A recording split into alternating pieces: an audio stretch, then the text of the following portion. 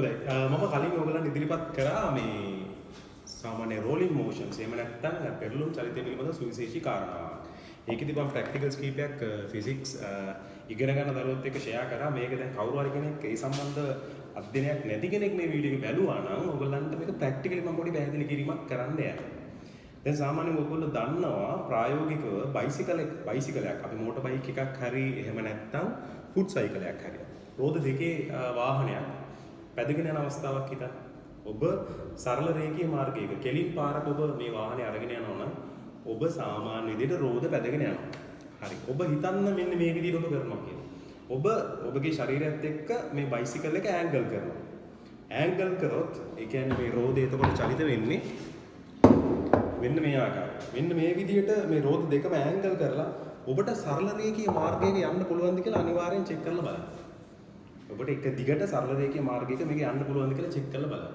ජීවිතේටත් ඔබට සරල රේඛීය මාර්ගයක ගමන් කරන්න අනිවාර්යෙන් අනතුරකට ලක් වෙනවා. එහෙමනම් ඔබ අනිවාර්යෙන් මතක තියාගන්න අර පෙන්වන්නේ මේ රෝදේ ඇලවෙච්ච ගමන් මොකද උනේ? මේ රෝදේ මේ කෝණික ගම්‍යතාවයේ ගූර්ණ කේස් එක නිසා මේක හැරෙන්න බලනවා. ඒ කියන්නේ වංගුවකදී විතරයි අපිට පුළුවන් මේ විදිහට ශරීරය ඇල කරගන්න. ඒ කියන්නේ වංගුවකදී ශරීරය ඇල කරගන්නවා කියලා කියන්නේ ගමනට තවත් පහසු වෙනවා. ඔබ හිතන්න ඔබ ඇලවෙන්නේ නැතුව කෙලින්ම මේ වංගුව ගන්න හදනවා කියලා. රෝද ඇල කරන්නේ නැහැ ශරීරය ඇලවෙන්නේ නැතුව වාහනෙත් එක්ක ඇලවෙන්නේ නැතුව ඔබ ශරීරය නම් ඇලවුනේ නැතත් ප්‍රශ්නයක් නැහැ. මේ රෝද ඇලවෙන්නේ නැතුව හිතන්න ඔබ කෙලින් යන්න උත්සාහ කරන මේ ඒ කියන්නේ වංගුව ගන්න උත්සාහ කරනවා කියලා අනිවාර්යෙන් ඔබට මෙතනදී අනුතරකට ලක් වෙන්න සුදු වෙනවා.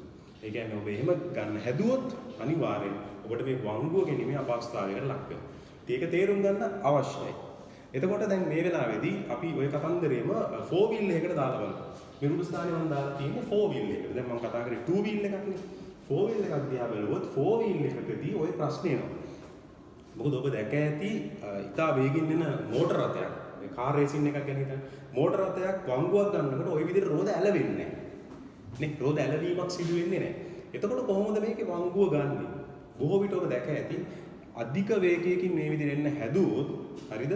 මෝටර් බයික් එකක් නම් සාමාන්‍යයෙන් හොඳ ස්පීඩ් එකකින් ගමන් කරන්න පුළුවන්. නමුත් මෝටර රථයක් මේ අධික වේගයකින් ගන්න හැදුවොත් ගොඩක් වෙලාවට ඒකේ මේ වංගුව ගන්න ක්‍රමවේද වෙනස්. ඔබ දැක ඇති 4 wheel එක වංගුව ගන්න විදිය. එතකොට ඔබ දැක ඇති බ්‍රේක් එක පිටිපස්සේ රෝදවල බ්‍රේක් එක ලොක් කරනවා අපි.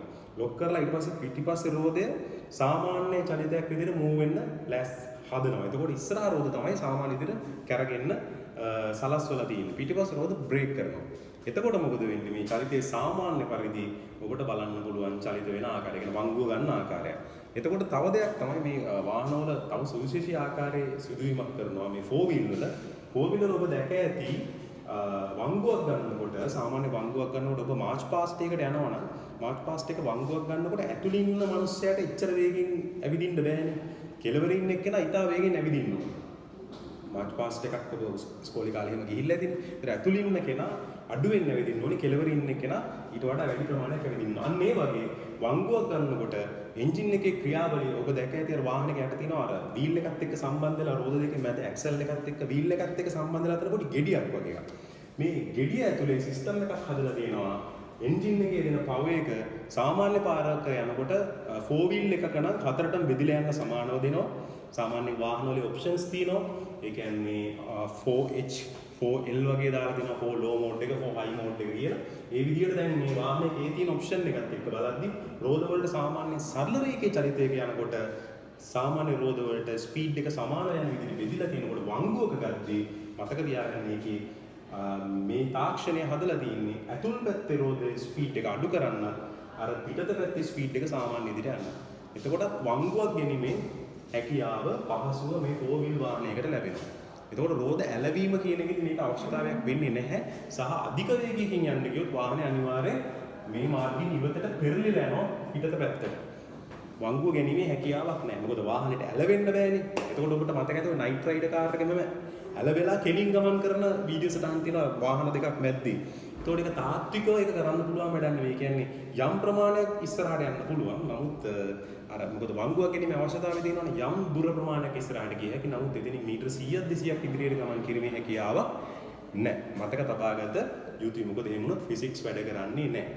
ඒ වීඩියෝ සටහන බැලුවොත් ඔබට නයිට් රයිඩ් එකෙත් ඒකේ වාහනේ පොඩි ඇන්ගල් එකක් ගන්න උත්සාහ කරන මුල් හරියේදී ෂොට්ස් කීපයක් කරන් තමයි මේ වීඩියෝ එක අරගෙනත් තියෙන්නේ.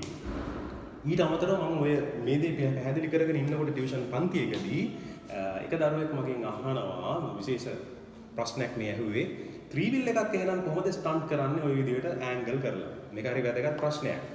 ඉතින් ඒ දරුවා අහපු නිසා මම ඒ වෙලාවේදී එතන පැහැදිලි කිරීම කරා. දැන් මෙතනදිත් මම ඔයගොල්ලන්ට පැහැදිලි කිරීම කරන්න ත්‍රිවිල් එක ගෝ බලන්න ඔබට මම වීඩියෝ කීපයක් දාලා ඇති. ඒ හැම එකකදීම ත්‍රිවිල් එක වංගුවක් ගන්න වෙලාවදී විතරයි දිගින් දිගටම ඔය ආකාරයට ගමන් කරන්න පුළුවන් වෙන්නේ. දිගටම වංගුවක් ගමන් කරනකොට අපිට පුළුවන් ඔය කියන ආකාරයේ රෝලින් මෝෂන් එක පාවිච්චි කරලා රෝද ඇලවෙනකොට වංගුවක් ආකාරයෙන් මේ ත්‍රිවිල් එක ඕන තරම් දිගකට අරන් යන්න පුළුවන්. දිගට වංගුව යන්න. කෙලින් පාරක යන්න බැලුවොත් බලන්න ඔබට කවදාකවත් මේ ත්‍රිවිල් එක කෙලින් ගෙනියන්න හැකියාවක් නැහැ. ඒකට හේතුව තමයි ත්‍රිවිල් එක බලන්න වීල්ස් තුනයි තියෙන්නේ. වීල්ස් තුනේ අපි හිතමු මෙන්න මේ රෝදය එසවීමකට ලක් කරනවා. මේ රෝදය එසවීමකට ලක් කරොත් මේ රෝද දෙක ගමන් මාර්ගයේ පිහිටලා තින්නේ මෙන්න මේ දිශාවට යොමු වන පරිදි. නිල් පාට පැත්තට තියෙන්නේ මේ දිශාවට යොමු වන පරිදි තමයි මේ රෝද දෙක තියෙන්නේ. එතකොට නමුත් අපිට මේ ත්‍රිවිල් එක යනවා පේන්නේ මේ රතු පාට ලයින් එක දිහාවෙන්. සරල රේඛිය අපිට පේන්නේ යනවා කියන මේ රතු පාට ලයින් එක දිහා. ඒතර නොදැනුවත්වම ත්‍රිවිල් ඩ්‍රයිවර් සූක්ෂමව මෙන්න මේ ඉස්සරහා රෝදේ සෑම විටම කපනවා මෙන්න මේ පැත්තට. ඒක නොදැනුවත්වම කරනවා යම් කිසි දුරක් අරගෙන යෑම සඳහා. ඒතර මේක පොඩි වංගු ගතියක් පෙන්වනවා මේ ඉස්සරහට යනකම පොඩි වංගු ගතියක් පෙන්වනවා. එතකොට මේ රෝදය ඇලවෙනවා. ඇලවෙනකොට ඉදිරියටත් ගමන් කරනවා. වංගුවක් ගන්න ගමන් තමයි ඉදිරියට ගමන් කරන්නේ. ඒතර සාපේක්ෂව ගත්තොත් මේ චලිතය ඉදිරියට යනවා පේනවා. ඉස්සරහා රෝදය වංගුවක් ගන්නවා පේනවා. පැහැදිලිද? එතකොට ත්‍රිවිල් එකක් මේ ආකාරයට ඉදිරියට ගමන් කිරීම පිළිබඳව ওই විදිහට පැහැදිලි කරන්න පුළුවන්. ෆිසික්ස් වලින් මේ ලෝකයේ තියෙන ගොඩක් දේවල් අපිට විද්‍යාත්මකව පැහැදිලි කිරීමේ හැකියාව තියෙනවා. ඉතින් මේ විද්‍යාවේ ඉගෙන ගැනීම කොච්චර වටිනවද කියන එක ඔබට තේරුම් ගන්න පුළුවන් වෙයි මේ සරල පැහැදිලි කිරීම තුලින්. ඉතින් එහෙමනම් අපි නැවත වීඩියෝ එකකින් හමු වෙමු. ඔබට මේ වගේ ජීවිතය තුළ හමු වෙන ගොඩක් දේවල් අපි භෞතික විද්‍යාවෙන් පැහැදිලි කරන්න උත්සාහ කරමු.